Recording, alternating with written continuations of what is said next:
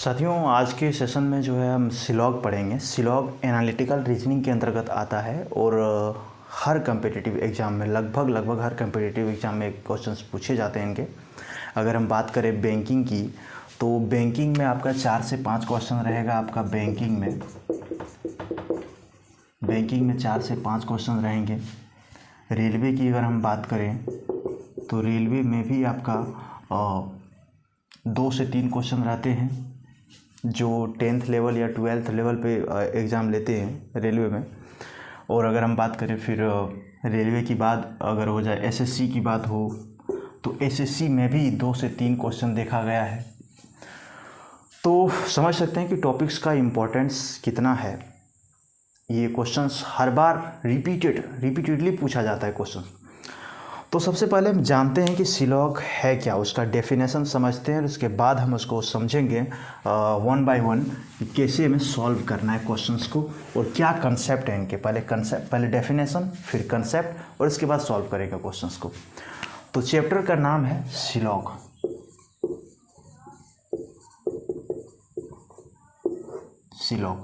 ठीक है, आज हम लोग यही पढ़ेंगे और चीज़ें आज ही यही हम डिस्कस करेंगे।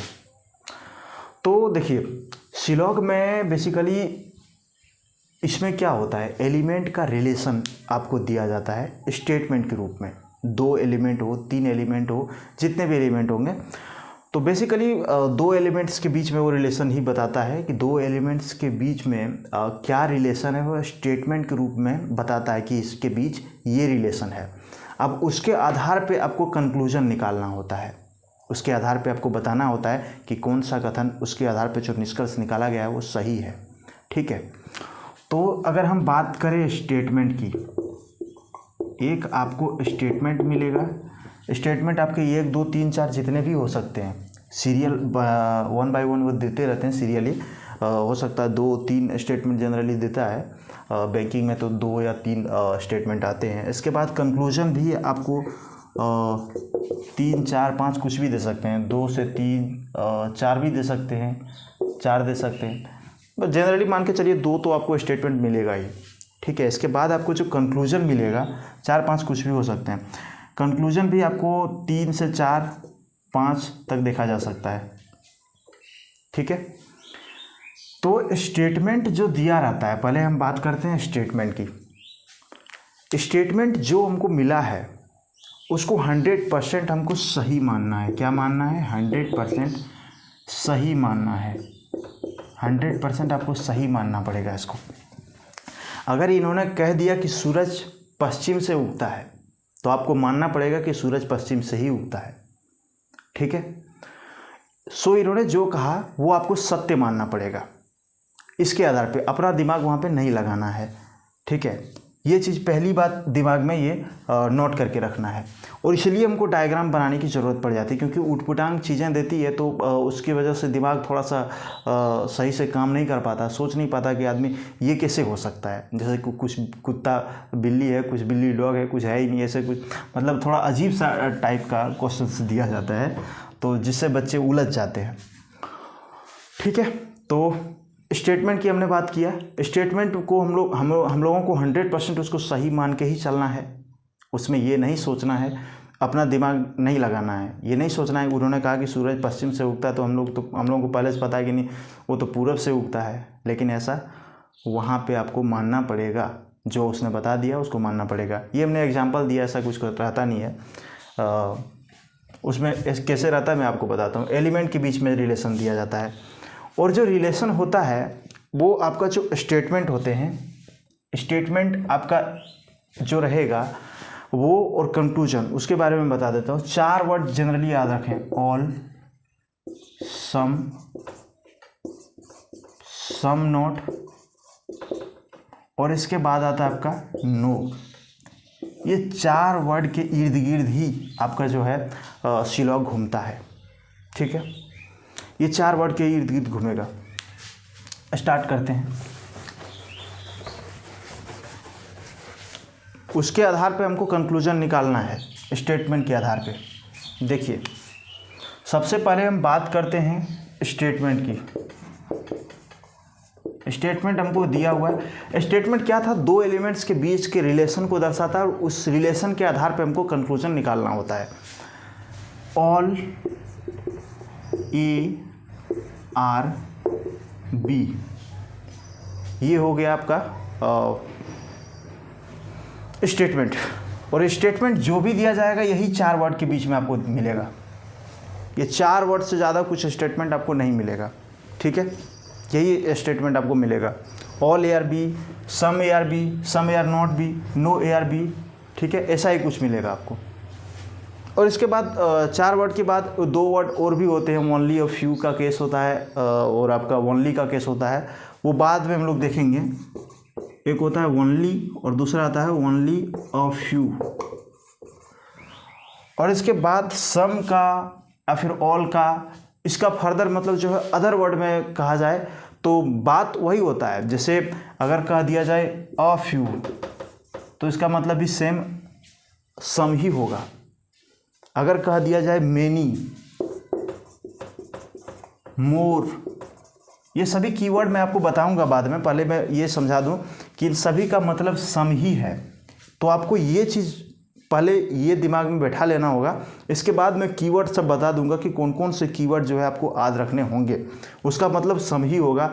ठीक उसी प्रकार से ऑल को हम 100% कह सकते हैं, नो को हम 0% कह सकते हैं। इस तरीके से वहाँ पे आपको कीवर्ड थोड़ा सा उलझाने के लिए दिया जाता है ताकि बच्चा उलझ जाए, लेकिन वैसा उलझना नहीं है, कीवर्ड याद रखना है। तो जनरली यही स्टेटमेंट होते हैं। अब स्टार्ट कर दिया हमने ऑल ए आर बी। सबसे पहले ये डायग्राम हमको बनाना है। ऑल ए मतलब ए का डायग्राम हमने बनाया है ए, और ए जो है पूरा बी के अंडर है। ऑल ए आर बी, तो ये बड़ा डायग्राम बी का, ये छोटा डायग्राम ए का। तो हम सबसे पहले स्टार्ट करेंगे डेफिनेट केस से। डेफिनेट केस से हम स्टार्ट करेंगे सेशन को। जनरली आपको 4 केस मिलेंगे। एक हो जाएगा आपका डेफिनेट केस, दूसरा मैं बता दूं आपको पॉसिबल केस, तीसरा हो जाएगा आपका ओनली और ओनली अ फ्यू, और इसके बाद आपका आता है एदर और का कंसेप्ट। तो 1 नंबर ये, 2 नंबर ये, 3 नंबर ये और 4 नंबर ये 4 केस आपको पढ़ने होंगे। मैं आज आपको डेफिनेट केस बताऊंगा, डेफिनेट केस पढ़ाऊंगा मैं, ठीक है। तो डेफिनेट केस जब आप समझ जाएंगे तो इसके बाद ये सब चीज़ें समझने में आसानी ही होगी। तो सबसे पहले कंसेप्ट यहाँ से हम क्लियर करना स्टार्ट करेंगे डेफिनेट केस से। डेफिनेट केस से स्टार्ट करते हैं और समझते हैं कि डेफिनेट केस में कैसे क्वेश्चंस को हम डील करेंगे। उसके बाद हम चलेंगे पॉसिबल पे, फिर only and only of few पे, फिर एदर और पे, ठीक है। 1 बाय 1 सबको क्लियर करते चलेंगे। आज हम डेफिनेट केस पढ़ रहे हैं। डेफिनेट केस में क्या क्या कंक्लूजन हम निकाल सकते हैं। जैसे हमको कह दिया ये एक स्टेटमेंट आपको ये मिला, ये जनरली 4 स्टेटमेंट अभी हम पढ़ लेंगे, इसके बाद ये आगे हम पढ़ेंगे। तो 4 स्टेटमेंट डेफिनेट केस का हम पढ़ रहे हैं। ऑल ए आर बी मतलब सभी जो ए हैं वो बी हैं। इसमें क्या डेफिनेट केस में हमको कंक्लूजन हम निकाल सकते हैं। इसका कंक्लूजन क्या कंक्लूजन निकाल सकते हैं, तो देखिए इसमें कंक्लूजन सबसे पहले हम ए के साइड से देखते हैं। जैसे रिश्ता होता है तो 2 लोगों के बीच में जब रिश्ता होता है तो दोनों लोगों के बीच में जो रिश्ता होता है दोनों के साइड से होता है, ठीक है। हो सकता है ए बी को चाह रहा हो लेकिन बी ए को नहीं चाह रहा हो। लाइफ में भी होता है ऐसा कभी, ठीक है, एक तरफा जिसको कहा जाए। तो ठीक इसी प्रकार से यहाँ पे भी ये लागू होता है, एक तरफा प्यार जिसको बोलते हैं। कोई एक दूसरे को चाह रहा है, वो किसी और को चाह रहा है, और ये इसको चाह रहा है, ये उसको चाह रहा है, कोई इसको चाह ही नहीं रहा है। मान के चलिए कि ए अगर बी को चाहे तो बी ए को नहीं चाह रहा है, अगर बी ए को चाह रहा है तो ए बी को नहीं चाह रहा है, ऐसा कुछ होता है। तो इसी प्रकार से यहाँ पे भी आपको समझना होगा चीज़ों को कि रिलेशन कैसे हम बीच में समझेंगे कि इन लोगों के बीच में डेफिनेट केस में क्या कंक्लूजन हम निकाल पाएंगे। ए के साइड से हम पहले देखते हैं, हम पहले देखेंगे ए के साइड से। ए के साइड से हम स्टार्ट करते हैं। जब ए के साइड से हम देखें तो क्या कंक्लूजन हम निकाल सकते हैं। सबसे पहले तो हम जान रहे हैं ऑल ए आर बी, ये तो हमको पहले दिया हुआ है यहाँ पे स्टेटमेंट में ही, तो ये कंक्लूजन एक तो ये निकल जाएगा। दूसरा कंक्लूजन क्या निकलेगा, दूसरा कंक्लूजन निकलेगा जब ऑल ए आर बी है तो कुछ ए और बी जरूर होगा, सम ए आर बी। ए के साइड से हमें दो चीज़ मिला, ऑल ए आर बी, ये ए के साइड से हम देख रहे हैं, ऑल ए आर बी जो हमको पहले स्टेटमेंट में ही दे दिया तो कंक्लूजन तो होगा ही, डेफिनेट होगा। दूसरा सम ए आर बी, मान के चलिए कि ऑल ए, मान के चलिए ऑल ए आर बी है तो कुछ भाग अगर ये देखेंगे कि ये कुछ एक, ये जो भाग है इसका ये बी है कि नहीं है, तो ये तो स्वाभाविक है, जब पूरा ए बी है तो कुछ ए तो बी जरूर होगा। ठीक है, अब अगर हम बात करते हैं बी के केस में, बी के साइड से हम देखते हैं कि बी से ए के, बी के साइड से ए के बीच में क्या रिलेशन है। तो हम जान रहे हैं कि जब बी है ये पूरा बी है, बी इधर भी है, इधर भी है, इधर भी है, हर जगह है। तो इधर जब हम आएंगे, इस साइड जब हम आएंगे, मान के चलिए बी यहाँ है, तो हम जब इस साइड अंदर की ओर घुसेंगे तो तीसरा कंक्लूजन हमारा निकलेगा some B are A, some B are A. मुझे लग रहा है दिख रहा है कि नहीं दिख रहा है, मैं इसको ऊपर लिख दूँ। तीसरा कंक्लूजन हो जाएगा सम बी आर ए, ये तीसरा कंक्लूजन हो जाएगा। मुझे लग रहा दिखा नहीं होगा इसलिए मैंने ऊपर लिख दिया इसको, सम बी आर ए। ये चीज़ें यहाँ पे स्पष्ट हो गई। तो ये तीन ही कंक्लूजन डेफिनेट केस में निकलेगा। ये स्टेटमेंट, जब स्टेटमेंट आपको ऑल ए आर बी दिया हुआ है तो तीन ही कंक्लूजन आप निकाल सकते हैं ए और बी के बीच में रिलेशन। पहला ऑल ए आर बी होगा, दूसरा सम ए आर बी होगा। मैं यहाँ पे लिख देता हूँ ऊपर में, मुझे लग रहा है कि दिख नहीं रहा होगा शायद।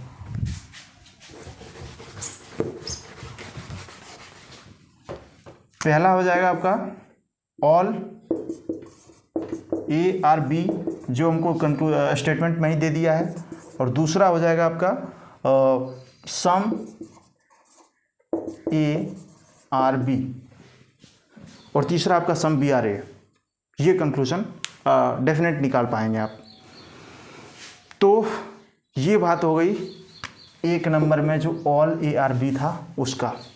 अच्छा, यहाँ पे जो वर्ड कैसे चेंज करता है देखिए, यहाँ पे लिख देगा 100% of A, 100% of A are B. तो आप समझेंगे कि 100% कहाँ से आ गया है, इसका मतलब ऑल ही है, इसका मतलब ऑल ही है।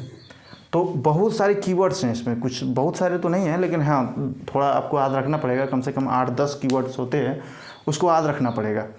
तो तब आप समझ पाएंगे कि उसका मतलब क्या हुआ। तो दिमाग में वही चलेगा, 100% देखें लेकिन दिमाग में चलेगा मेरा ऑल। और दूसरी बात, जो लोग सोचते हैं कि हिंदी में हम बनाएं, हिंदी में, तो हिंदी में और ज़्यादा कन्फ्यूजन होगा, कुछ ये भी है, कुछ ये, मतलब वर्ड जो है बढ़िया से याद नहीं रख पाएंगे। लेकिन इंग्लिश में आप ठीक से कीवर्ड्स याद रख लेंगे तो कोई दिक्कत नहीं होगा। वहाँ पे लिख देगा 100% ए बी हैं, तो आप कंफ्यूज हो जाएंगे कि 100% है क्या, असल में वो 100% की बात कर रहा होगा और आप कंफ्यूज हो जाएंगे। ये हो चुका है, अगला पढ़ते हैं।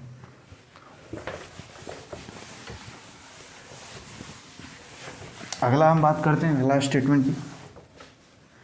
अगला स्टेटमेंट है सम ए, लिखते हैं सम ए आर बी।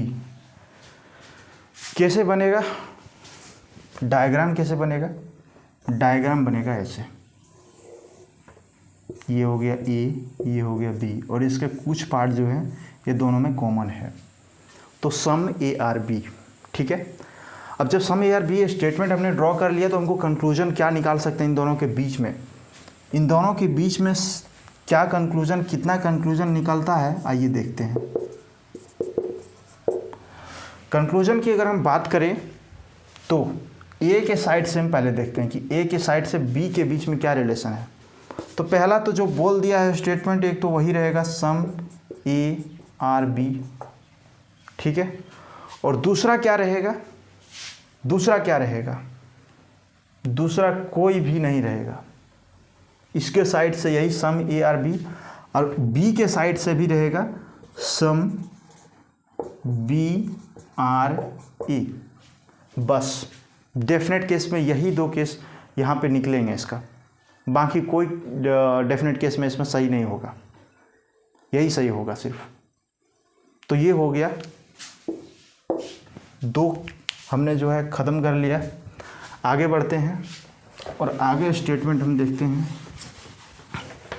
आगे का स्टेटमेंट है some A are not B, ये वाला सम ए आर नॉट बी। तो जब सम ए आर नॉट बी की हम बात करते हैं तो समझने वाली बात यहाँ पे ये है कि कुछ जो ए के भाग में हैं, कुछ जो ए के पार्ट हैं यहाँ पे, वो बी नहीं है, उसका रिस्ट्रिक्शन लगा हुआ है। तो इसमें क्या स्टेटमेंट सही होगा, इसमें स्टेटमेंट आपका सही होगा सम A are not B.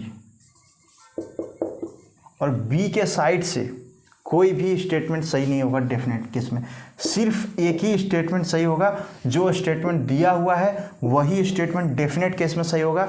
Possibility की बात करेंगे तो पॉसिबिलिटी में हम अगले वीडियो में बताएंगे कि पॉसिबिलिटी क्या होगी, ठीक है। पॉसिबिलिटी के बारे में थोड़ा डेप्थ में बताएंगे।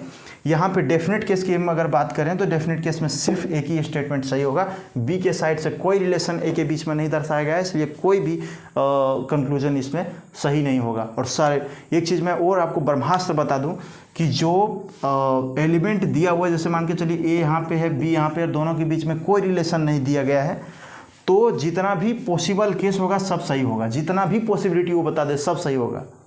कुछ भी पॉसिबिलिटी बोल दे, some A are B is possibility सही है, some A are not B is possibility सही है, क्योंकि मुझे पता ही नहीं है कि उसके बारे में उसके बीच में क्या रिलेशन है। तो उसने जो भी संभावना कहेगा वो हमको 100% सही मान लेना है और सही हो जाएगा।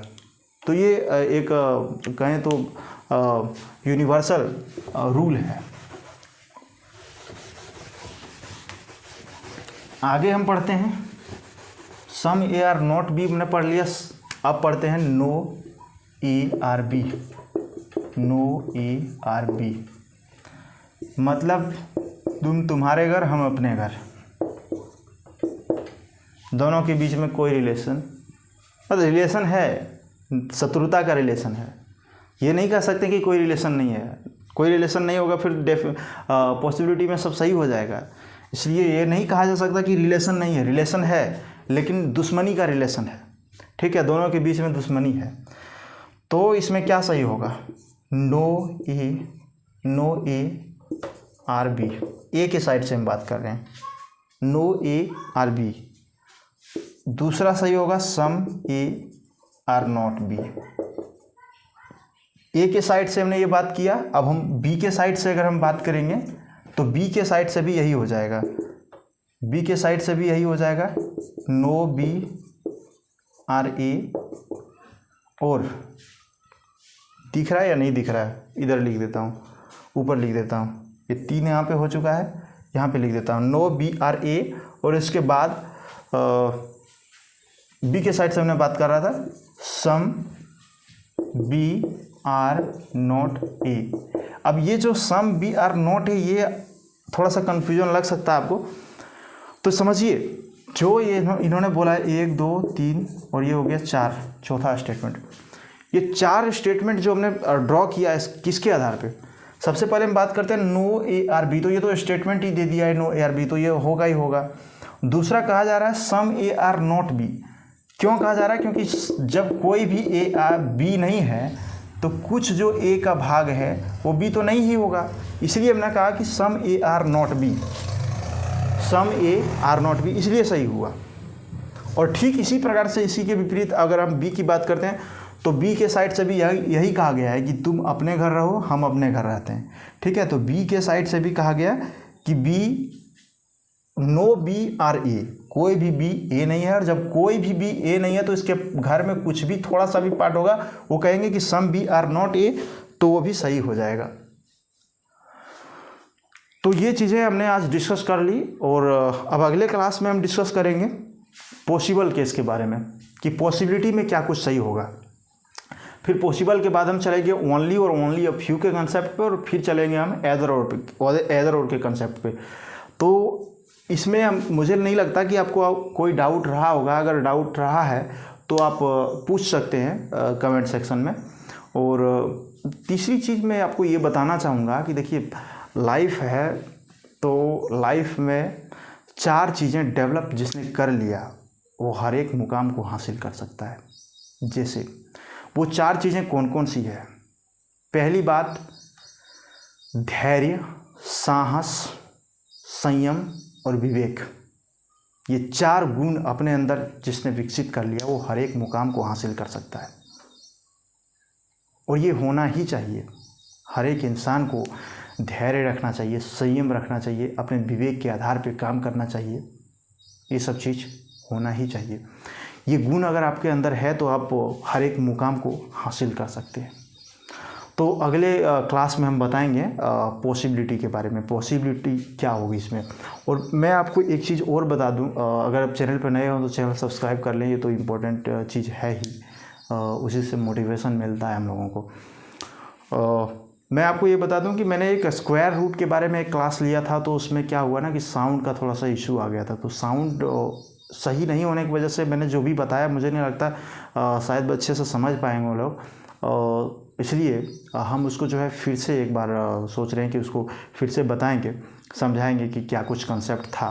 देखिए सबसे पहले क्या होता है ना कि आप कंसेप्ट अगर क्लियर कर लिए तो फिर कोई दिक्कत नहीं होगा, आराम से चीज़ों को कर पाएंगे। तो कंसेप्ट ही सबसे बड़ी चीज़ होती है। दूसरी बात मैं ये बता दूं कि राष्ट्रपति शासन जो 1975 में लगा हुआ था आपका, उस पर एक पॉलिटी का एक अलग से वीडियो हम बनाएंगे।